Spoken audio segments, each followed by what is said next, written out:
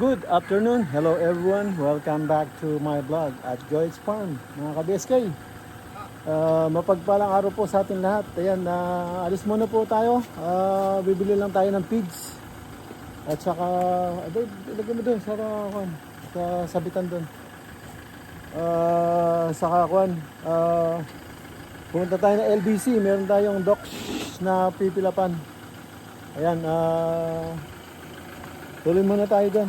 At ito yung motor, nabuksan na namin, nakargahan na namin ng gas. Ayan, open na namin yung tangke. Tapos yan, si Ranger, yan, tinrim niya yung ating line para hindi nakatama sa yero. So yan, marami pa rin yan.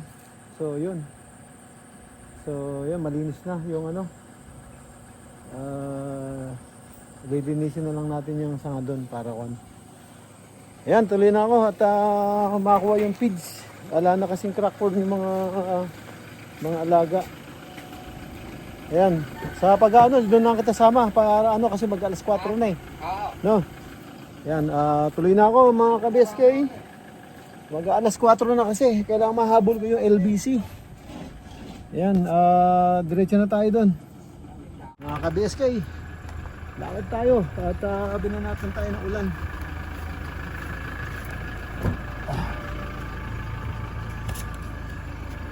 Yan.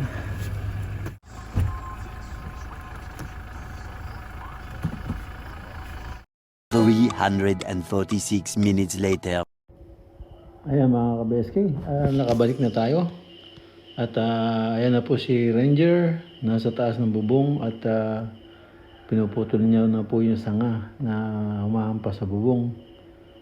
So yan, at marami na siyang naputol.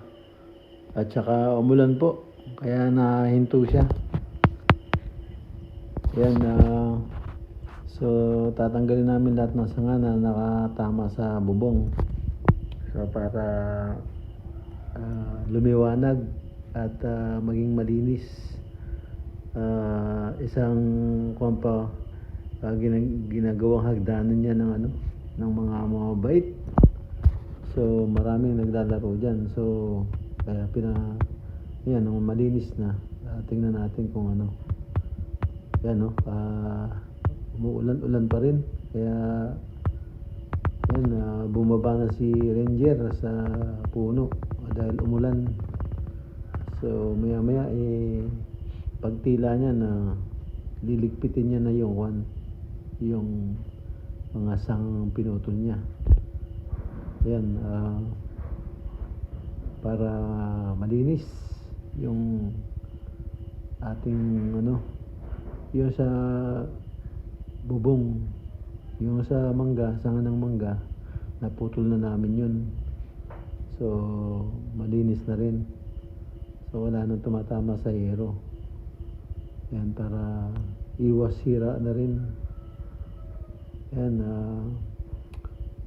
dito mga ka-BSK, everyday na umuulan dito sa hapon. Maganda sa umaga, biglang uulan ng hapon. Kaya yun. Kaya yung putik kaya hindi mawala. So kailangan natin wag na umulan para mag-dry na yung lupa at makapagtanim na ng kung anong dapat itatanim. Pero next month panigurado parorotor ko na yan para makapag-umpisa na magtanim. Medyo tuyo-tuyo na yun. Ayan, mukhang tumitila-tila na yung ulan. A few moments later. So, ayan na si Kuyang Ranger at inaayos na niya yung mga sanga at niligpitin na niya yan.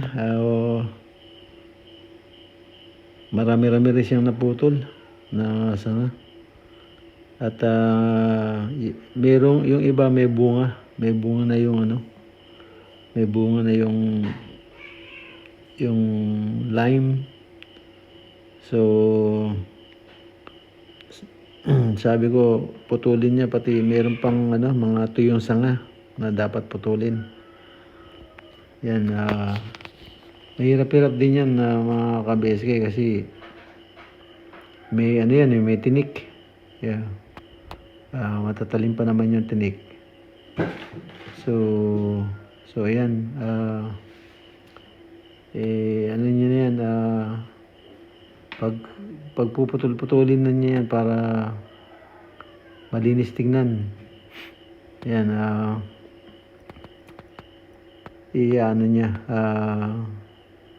ilalagay niya muna sa tabi ng bakod. Yan, tapos puputol-putulin niya para mahakot. Yan, para maitambak kung saan may tambak para hindi malinis tignan pagka putol-putol na. Madali nang ilagay kahit saan yung mga sanga niyan. Kung kasi yan maraming tinik bawat sanga, saka buhagag siya. Maraming tignan pag hindi mo puputulin. Yan, yan ang ginawa niya maghapon. Malinis yan.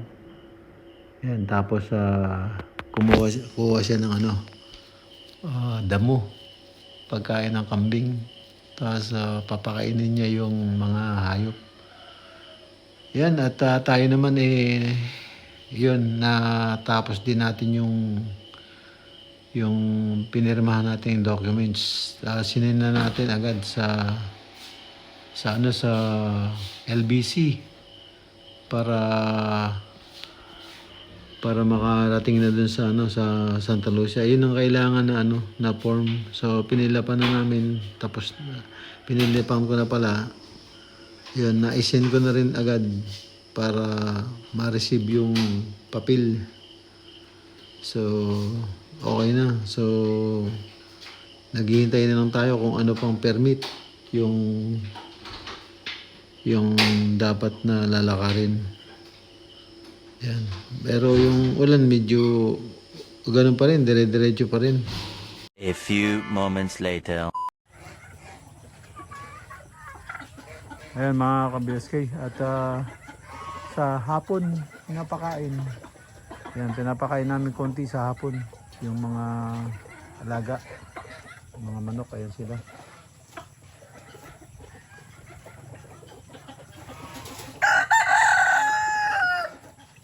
Sila. So, napakain lang namin. Ang daming inahin yan. So, ang problema lang, hindi nakakapisa dahil wala rin yung incubator natin. Hindi pa tayo nakakagawa. Sabi dami natin gagawin. Hindi dahil sa ulan na yan, hindi matuloy-tuloy. Dahil sayang yung oras, sayang yung araw. Panay ang ulan. Panay ang ulan.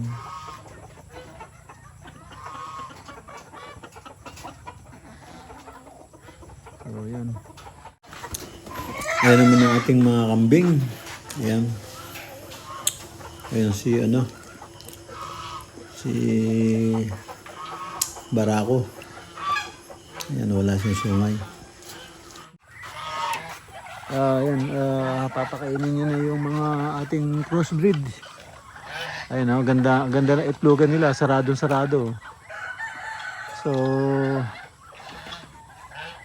sarado. Ibig sabihin, hindi na matatalsikan ng tubig.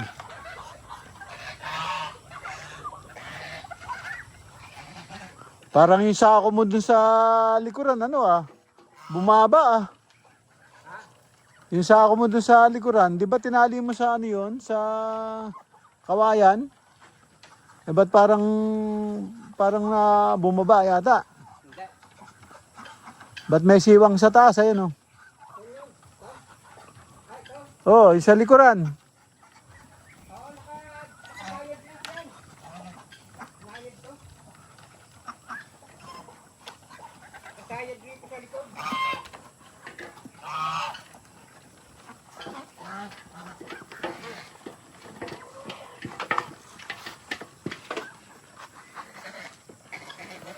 Ayan si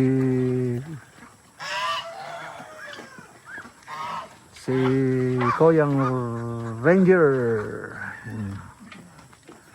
Yung ating mga crossbreed, hybrid na mga bibi. Ayan naglalaki yan Lalaki niya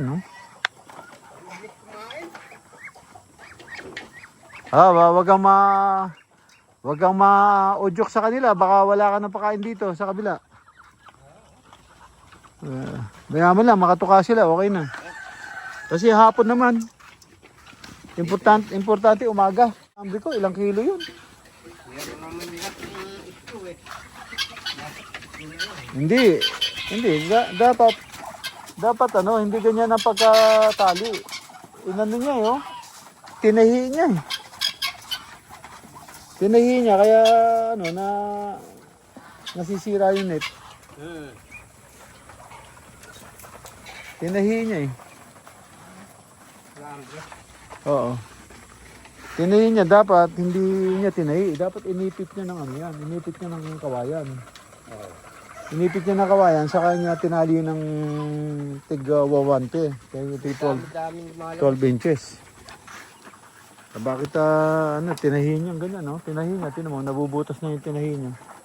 Tapos batak na batak pa. So, itong nakakatakot dyan, yung sa mga pabo. Dapat hindi ganyan, dapat inipit niya ng kawayan. Tapos sa kanya tinali yung kawayan, yung hindi batak na batak para hindi mapupunit. Mapupunit yung batak na batak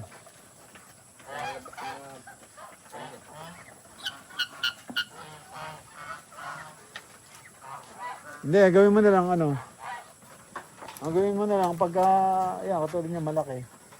Ito na kunin mo. Ibaba mo diyan. Hanggang rito. Ito na itali mo sa baba. Oo. Hindi naman lilipad yan. Hindi naman lilipad. Ayan mga ka-BSK. Dito na tayo sa loob ng bahay. At tapos na yung ating simpleng video. At medyo umulan na naman. Kaya na linis na ng gusto yung ating line at yung mga sangang nasa baba na napakadilim tingnan ngayon maliwanag na. Ayan, at end up na po ako dito at kita-kita tayo sa sunod na upload. Ayan mga ka-BSK, ingat po kayo dyan and God bless. Bye bye.